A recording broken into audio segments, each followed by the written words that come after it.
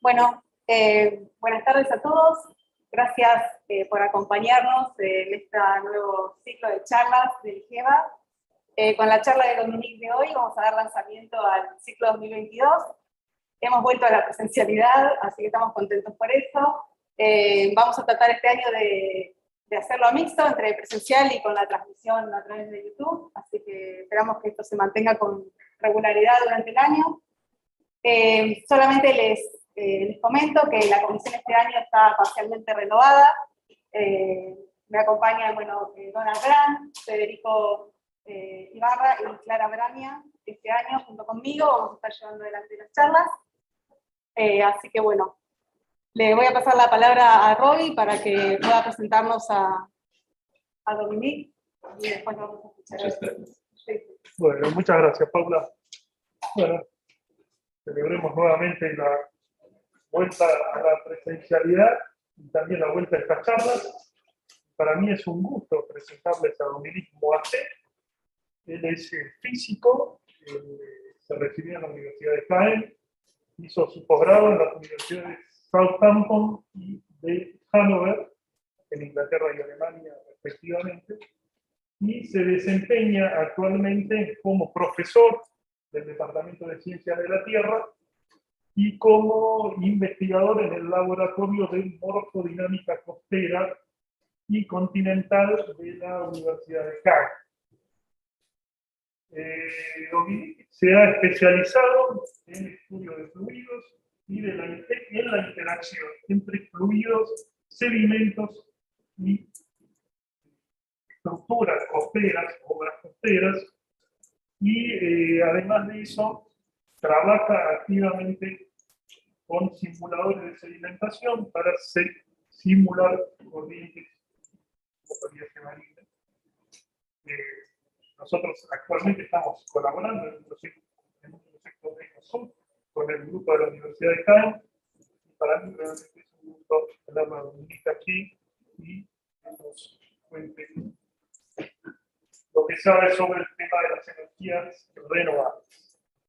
Así que, Dominique, muchas gracias por estar. Thanks a lot, Roberto.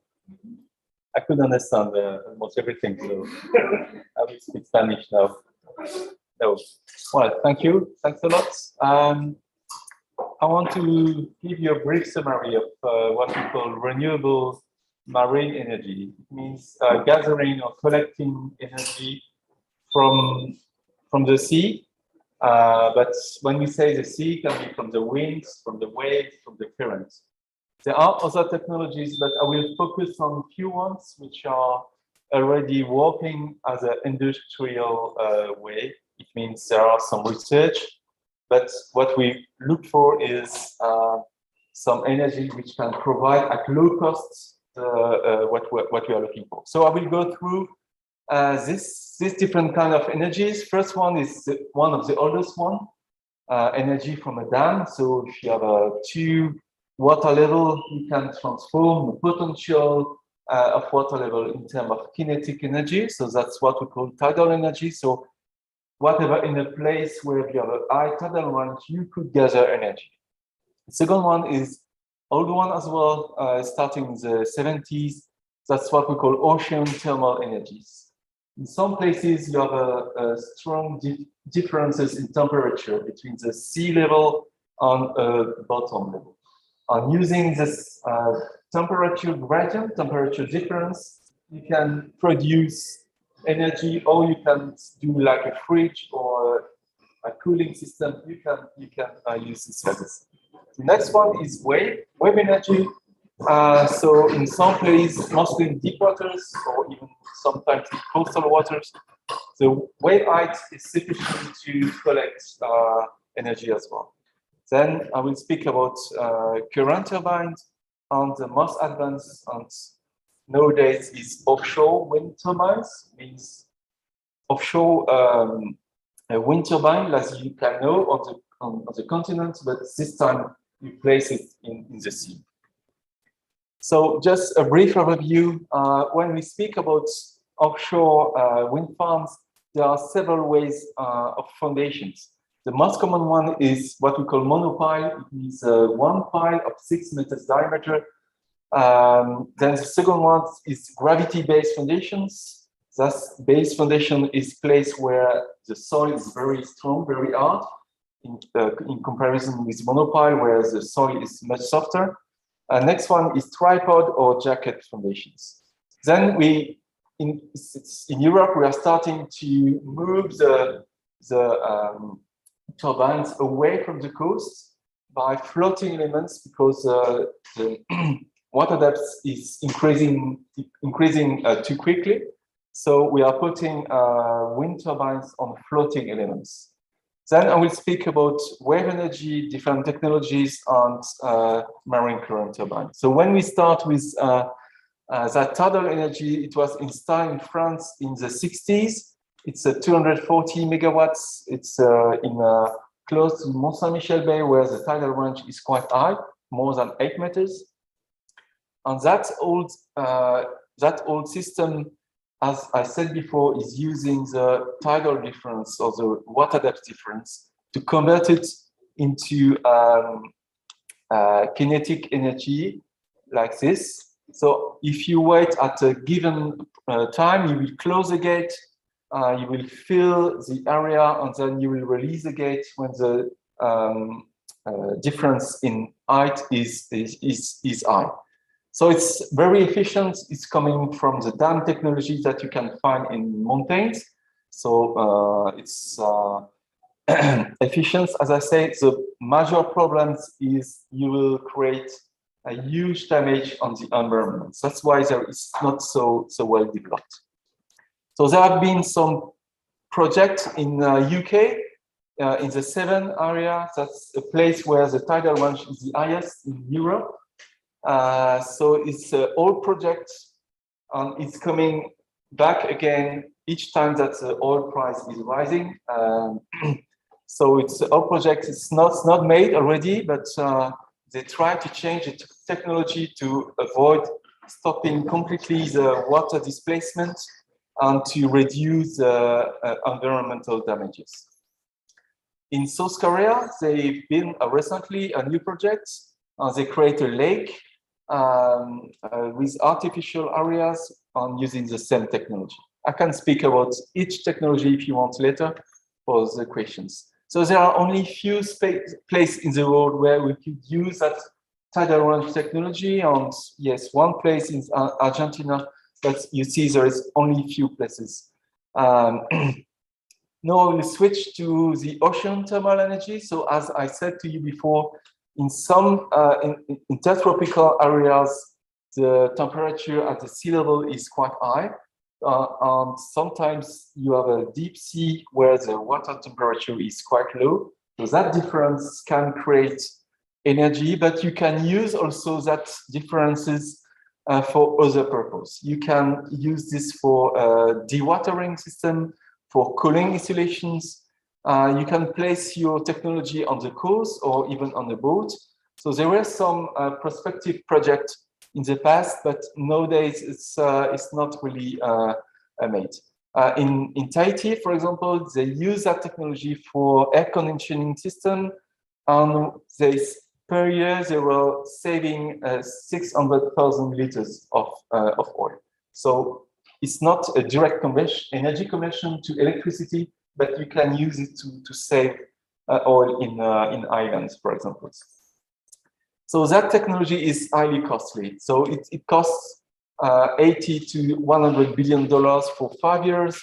You are strongly depending on the weather, on the surface, and there is a lot of maintenance because it's high pressure water with salt, with heat, etc. So the corrosion is very high.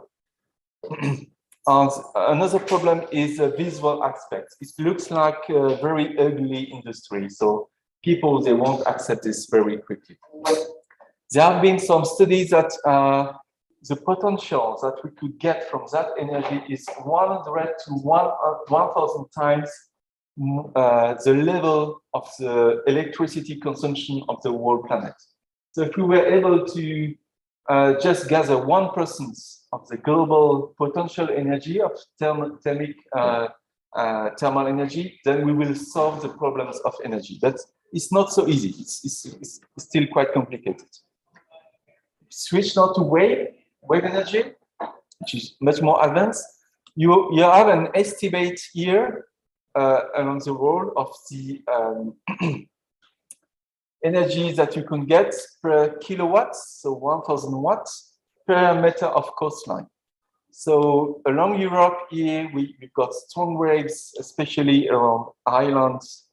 We've got a potential of 70 kilowatts per meters.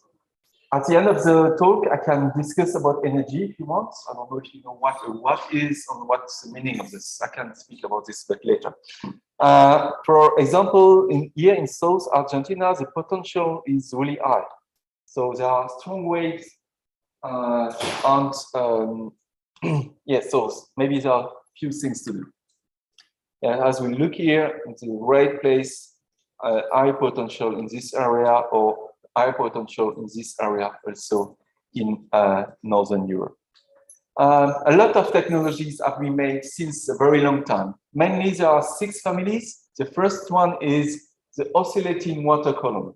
It's just a buoy which is oscillating up and down, or sometimes you have a pressurized chamber, so it means the water will pressurize the air due to the oscillating motion, vertical motion of the waves, and then the air will be under pressure, and you move the air into turbines, and then you create electricity. The second technology, the second family, is the overtopping device. The waves will overtop, will go over a limit, and will fill a tank, will fill a reservoir, and you release that water in the tank, and from that motion, you can get electricity. There is a usual buoy motions. You can use actually here to feed some instrument on a buoy. And then there is the articulate or wave attenuator. I will do a focus on that technology. Mainly you have 2 elements, long elements, which will moving along the waves, and you use that motion to create energy as well. You can use foil, so it means you use a surface, a plate, which is moving with the waves, or you can use a buoy which is laying more on the floor, not on the free surface. So the oscillating water column is here. You've got that vertical motion of the waves, and then a room here free with air, and so the air will be pulsed along this. You've got usual turbines, and this will convert into electricity. The Pelame system was produced in Scotland in the 2000 years. So it's a long buoy with 3 to 4 elements with a joint in between. We must say that the first industrial wave energy device which have been implemented in Portugal, in the south of Europe, in the 2008. Each buoy is 150 meters long with a diameter of several meters, 5 to 6 meters, and it can produce more than 2 megawatts. That's other views there of, and the cost is quite high, but we can discuss about this later on. Okay, so as I tell you, you have an eve motion, and that eve motion will create some differences between 2 modules here, and that difference will be injected into a high pressure hydraulic system. And from this high pressure, you can convert it to electricity. So it was very well advanced.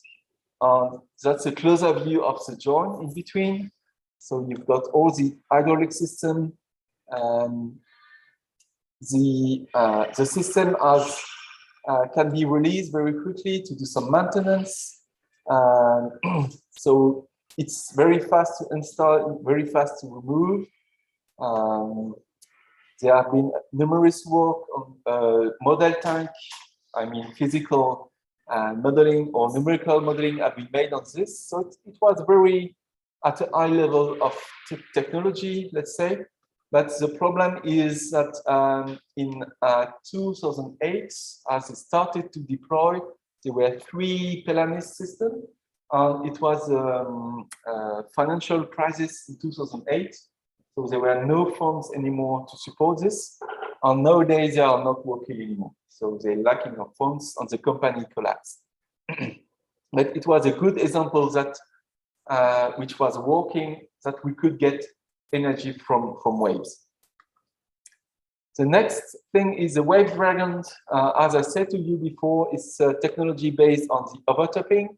For the longest wave or the highest wave, they will run up. You will create a run up. It means that the wave will run along the slope, and they will create some submersion, that the same way that you can see on the coast, and you will fill that reservoir, that tank here. And when the water level is high enough, you can release it. The water release will create a kinetic energy. So a lot of technologies like this have been created from research, but mainly the main problem is survivability. It means to survive to the storm. Usually this technology is not able to survive to the highest wave. It's made for middle waves, but not for the highest one. So that's a big problem, because they should, during the storm, you should do something to make in a safe situation. And that's not the case for the moment. So that technology is not working because it was destroyed during the storm. And as you're giving a lot of money to create that research, you don't have enough funds to create a new one. So this is still in mind of people, but a lot of research or tank research have been made. This is proved, but the final step to get an industrial state is not made yet. So limpet is what I told you before. It has been working during a long time, but there is still a lot of maintenance problem. Even if the turbine is in the air, you got a lot of corrosion. So it's quite difficult. In Portugal, it was implemented as well. So these are small projects, but it's just showing as a demonstrating technologies that it can work. CIRE is a French project in Nantes University. It's mainly based on here you've got a large mass of 300 tons here, and you've got a hull outside, which is moving with waves, and you've got brakes. There are brakes, so you will stop the mass in a given position, and then you will release it. It will be a kind of pendulous, and then the relative motion between that mass and the hull will create the energy. So that project is quite old, and they are going to demonstrate it in a full scale in quite soon. So we don't know if it will gonna work. What is interesting in that technology is everything is closed, everything is protected from the sea. Usually, it's what the major inconvenience is. You've got very sensitive sensors or elements which are facing the waves, and you have to protect a lot of all these elements. So that's the mass, and we see that when we are controlling the element with the brakes, we could get much more energy compared to uncontrolled elements. So yes, it's a 9-meter diameter mass with 400 tons.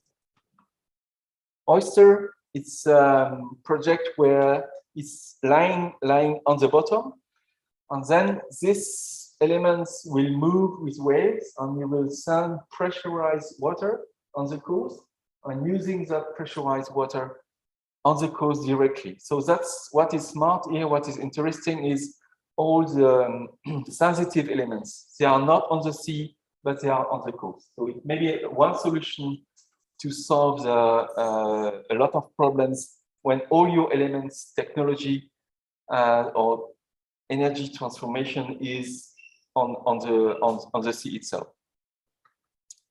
So a CETO project is an Australian project where you've got huge buoy like this, and you can arrange them. You can have a field, a lot of them, on the same as the same project than before. You will transmit the pressurized water on the continent and transform it here.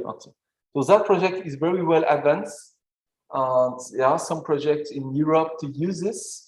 I don't know exactly yet if it's working as an industrial way, but it is very well advanced. You see the technology is very simple, just a ball which is oscillating, moving with waves.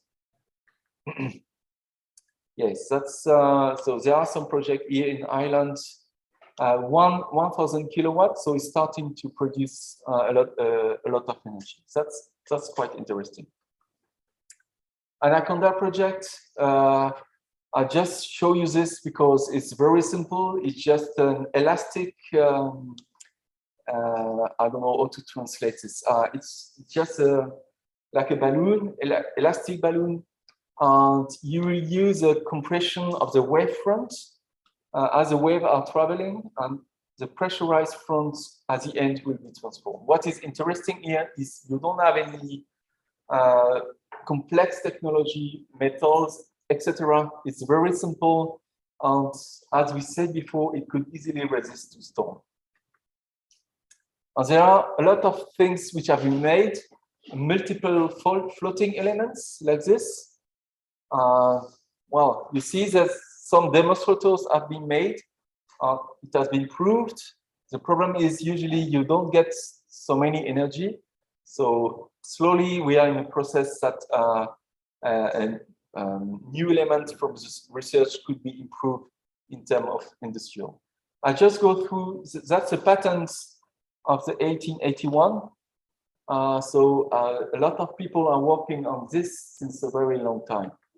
Just go through, you see a lot of technologies were thought about this. So wave energy is something which is in mind of a lot of people since a very long time. I will speak now on tidal currents. So in Northern Europe, here you've got France, UK, Ireland. So the highest tidal range are around that place or here.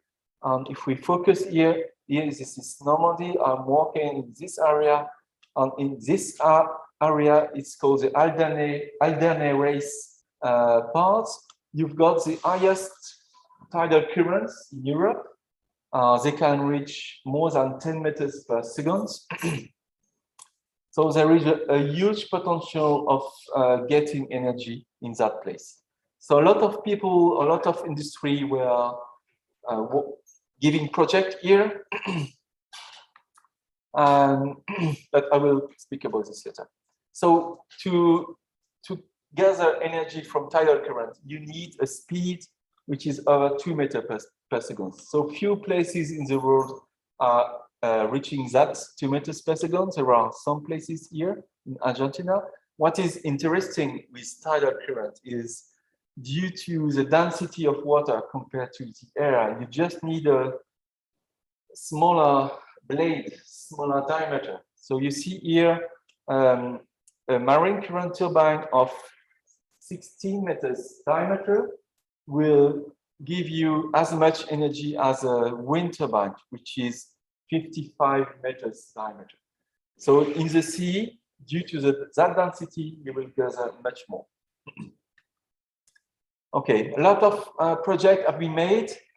First concept is what we call the open flow. So it's just 3 blades turning in the open sea. We know from the theoretical point of view that when you use such technology, you can only get 60% of the potential. It's mainly because the flow lines will go around your turbines. So it means that the yield is starting at 60%. And then you will have to add extra losses. So it means the potential is high, but you will get only maybe 50 to 40% of the potential. Then people are starting to correct that flow lines with extra elements around the turbines, like here. So it's kind of a venturi effect. And then you can improve a little bit the yield. It's more complex, but the energy you will get is a little bit higher. And then another technology is the vertical axis. You see here before, all the turbines have an horizontal axis. This is the bad things to do. But sometimes it's interesting to have this vertical axis. Why? Because in some places, like I showed you before, the currents are unidirectional. They go only in one direction, and they are strong, okay? But in some other places, the currents are turning around, and they are lower. So in that case, it's better to use this vertical axis turbine. Just to speak about this. So a lot of industry were looking to put projects there, but we made some study as a university there in that place. And when we looked at what's happening in this area, you have gravels or even stone, maybe 10 centimeters height, which are traveling, which are in suspension. So it's very difficult to put any complex element there because they will be hit by the sand, by the gravel, etc. So it's a very tough place, very complicated to put some technology here.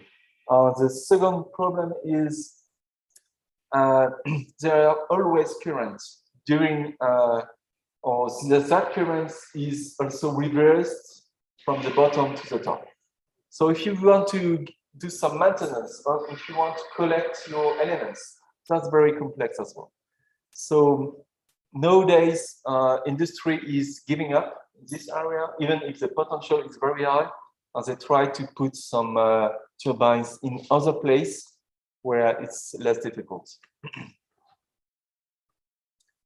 Okay, other concepts have been made for tidal currents. Sometimes they are using what we call biomimetism. So they will copy nature, they will copy the whales movement, for example. So that's typical whales movements, like big mammals.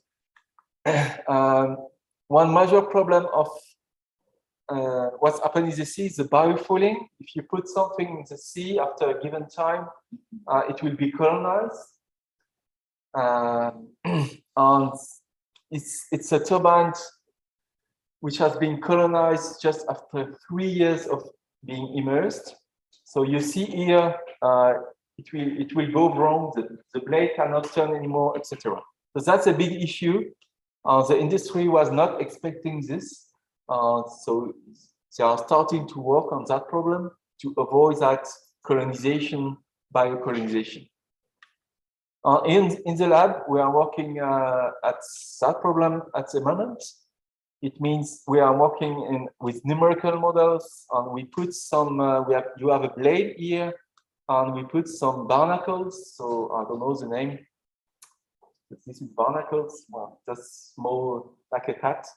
And they stick on the blade, and they will change locally the flow, and slowly they will reduce the speed, etc. And it's getting wrong. So we are working at the moment on that subject. Another thing we are working on in the lab is to transform. Usually you get from wind or for current energy, the energy is coming from not from the drag.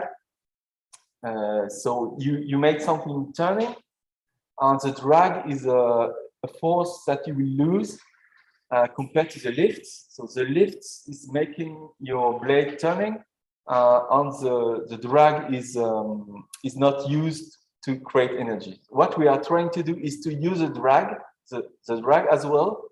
So we will have the lift plus the drag. So it's a starting project. I will tell you in a few months or a year if it's working or not.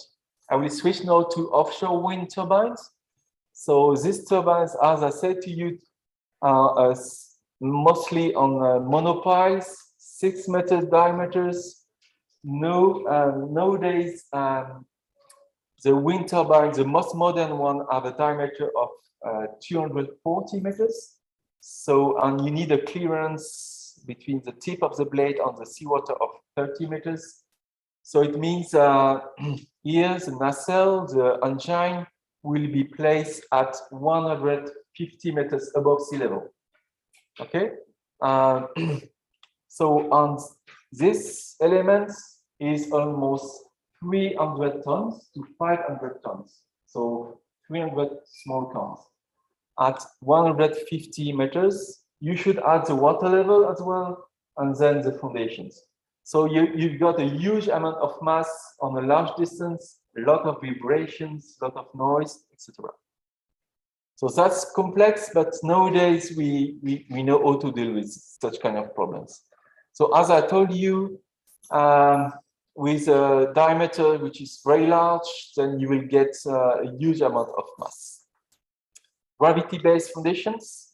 There is a project close to my area where we place such kind of foundations. This is made of concrete, and the diameter here is close to 30 meters instead of 6 meters. So this is generating other problems like suspensions of sediments that you can see along a very large distance. Okay, I will go through. We know the technology how to deal with the wake as well, because turbines will interact with each other. What is interesting to place wind turbines in the sea is the wind is stronger, is more constant compared to the continent. On the boundary layer, it means the decreasing of the velocity is much smaller. So at the end, the yield of such turbines in the sea is much higher. It's maybe twice compared to the continent. Some example, and we know to deal with a storm as well. So such wind turbines are much more resistant to storm compared to what I've shown you before.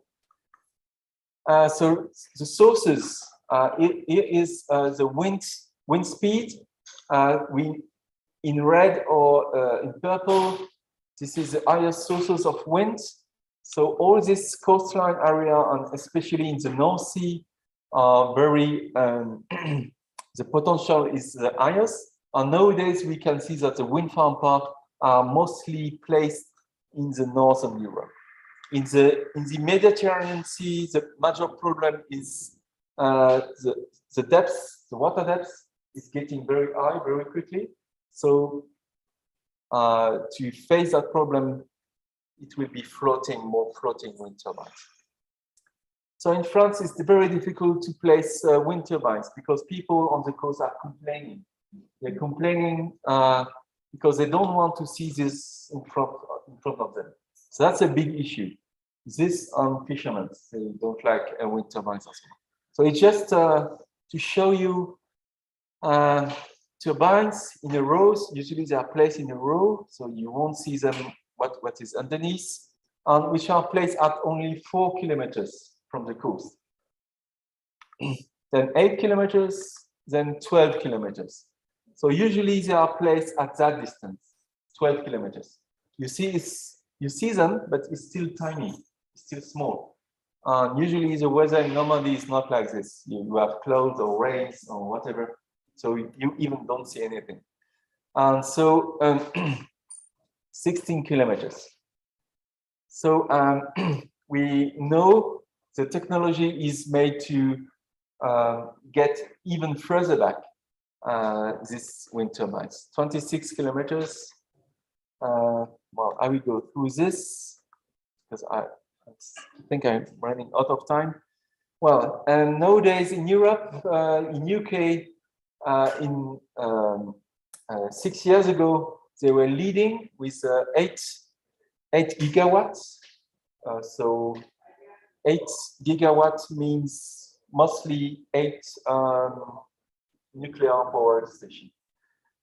So a lot of energy is produced here in Northern Europe, and most of the turbines, 90% are on monopiles at 30 kilometers away from the coast. So you see, you won't see anything anymore, and in water depths of 22 meters. So it was 6 years ago.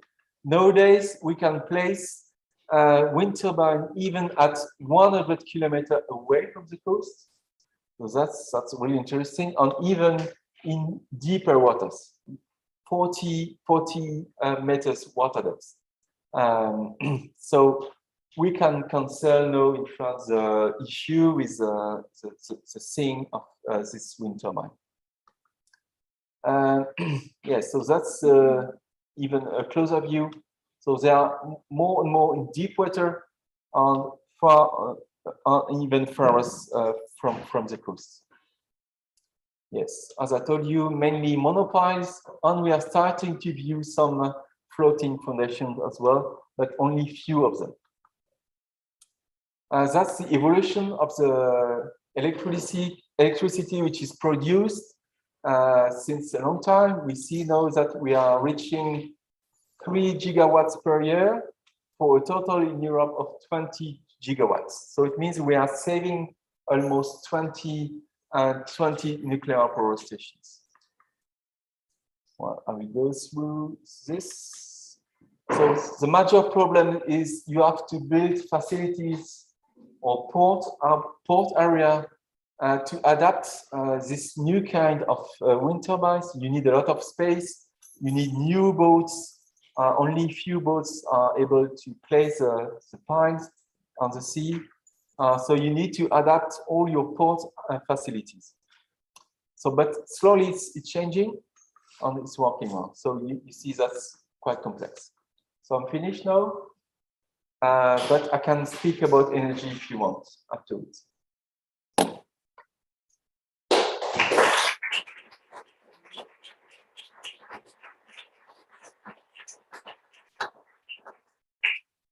Did you measure the time? Yeah. We started late. Yeah. Do you have any questions?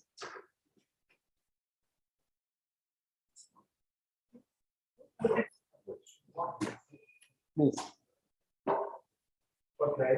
You can speak Spanish and will be translated if you want. Don't be afraid because of English. The question is, if you consider the nuclear energy our renewable energy, It is not. No, it's not, because you need uranium. Uranium is only limited on Earth, so it's not renewable. What is interesting with nuclear energy is you won't produce CO2. So it's a major interesting fact nowadays with climate change. But otherwise, you need to prospect. You need and the uranium is unlimited. It's like oil. It's a limited amount, so it won't be renewable. I think they have uranium for the next 30 years, but in 30 years they will start to have problems because of the resource of the source. But you know that the rest of nuclear gas is possible to reuse. Yes, we are. The new technologies that reuse It's true. Yes, we can reuse part of the waste, but then you will get only 20 to 30% of the amount. So you can do this only in limited times, limited cycles. You can't do it many times.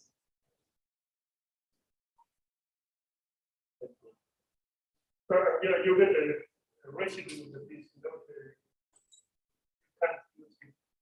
well, 30% of the residue can be reused, but 70% will be a waste. And you can't do it many times. No. So you will produce waste anyway. And that's the biggest problem, the waste. You have elements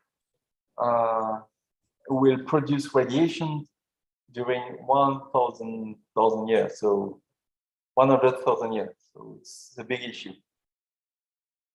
How many power plants in France? Yes, we have 50.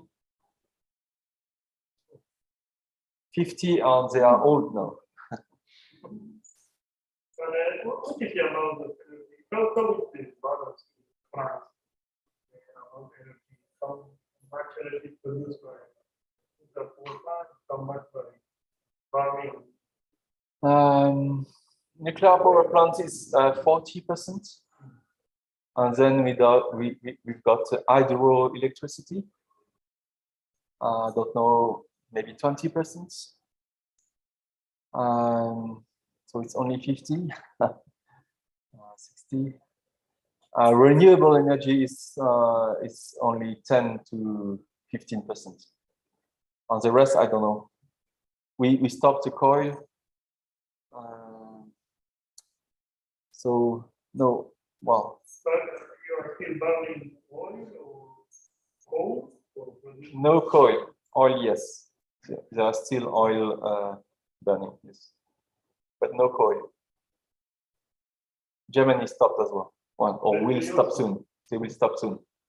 Germany decided to stop the nuclear power stations. Yes. So there are some solar energy as well. Gas you get from vegetable. I don't know the name. Yes, biogas. Biogas. Yes. Other questions? Yes. Which technologies would you say are more promising, short or long term?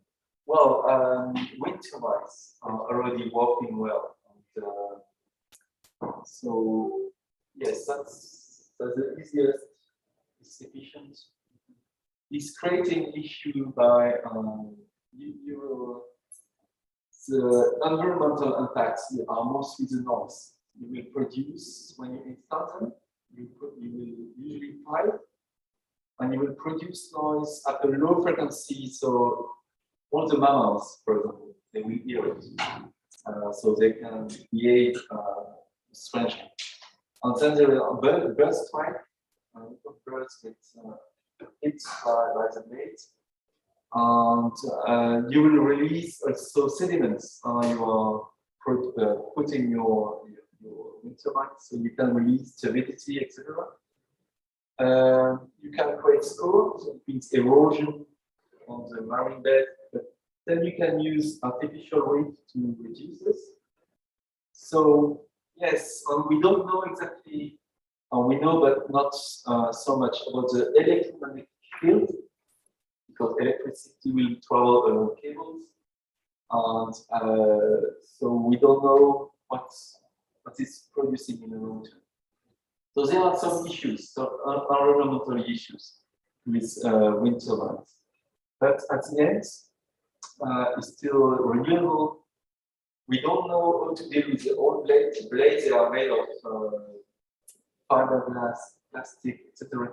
And we don't know how to retrieve them. But otherwise, it's producing. In UK, they are saving a lot of energy with that technology.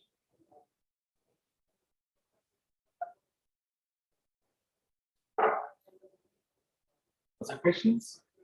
Yes, we have a question in the chat section. Yes.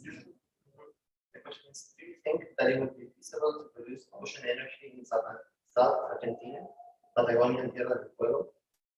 This is a very remote area from the most populated cities.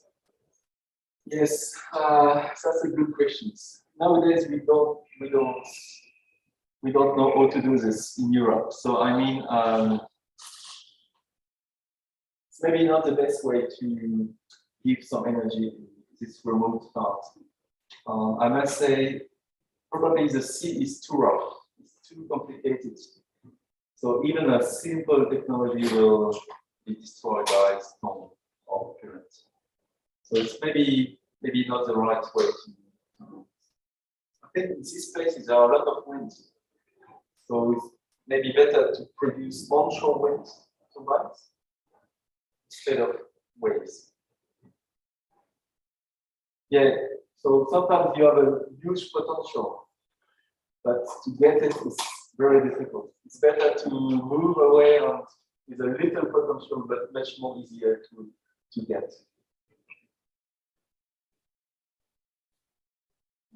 Yes? Has there been any thought on using these technologies? Maybe the ones that are not producing really high energy yields, but for local energy production? Yes, in a lot of small islands, there are what we call the pass current.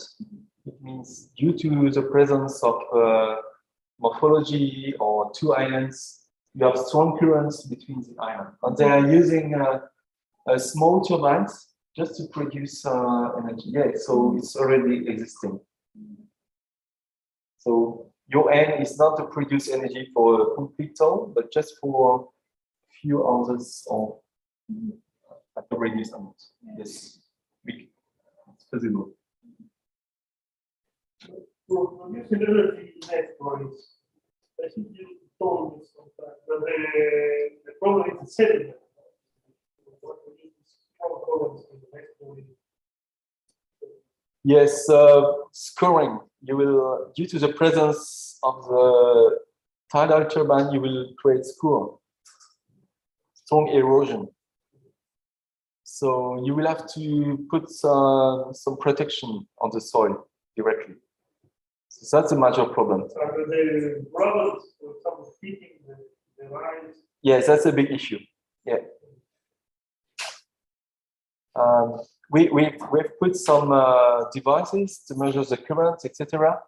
And sometimes you lift them up and they are destroyed due to this heat of the gravel.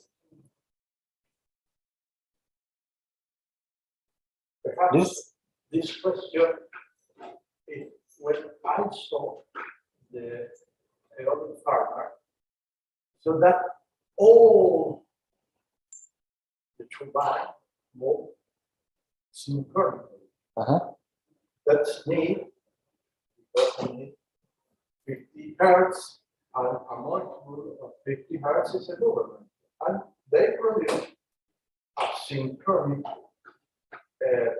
effect of tuning, probably uncomfortable with the efficiency of the system.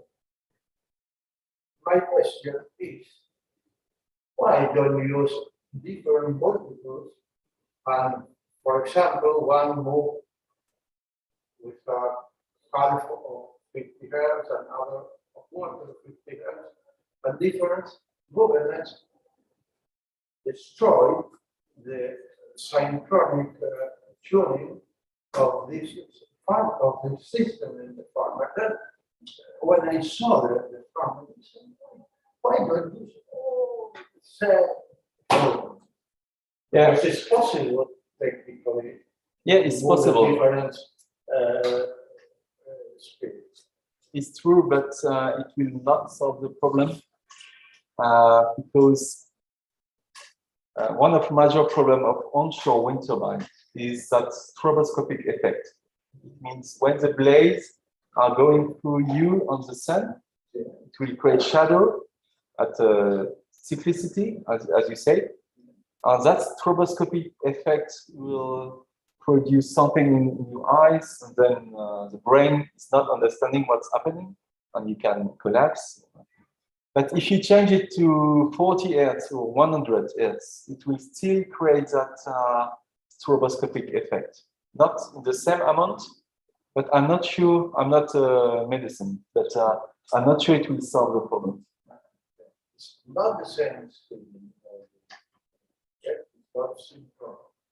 No. Different.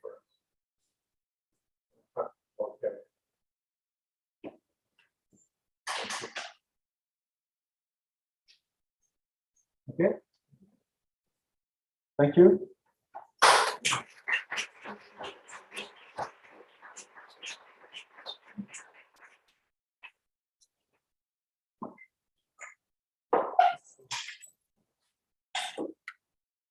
Excellent. It's very interesting. So it's not that easy to get, Oh no. especially in the marine environment. Yeah, I think it's. For your interest in Thomas. Thank you for your presence.